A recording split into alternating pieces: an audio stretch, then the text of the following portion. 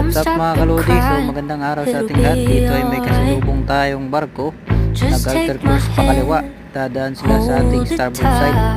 At tayo din ay inutusan ni Kapitan na mag-alter course pa kaliwa. From heading 009 degrees down to 004 degrees. So tayo yung nagtitimon ngayon mga kalodi. At tayo ay nagtatagalog para maintindihan ng ibang viewers natin kasi hindi lahat ng viewers na nakakaintindi ng Bisaya mga kalodi. So dito na nga sila sa ating starboard side mga kalodi.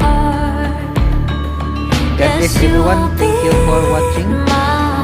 So ingat palagi sa mga biyahe kalodi.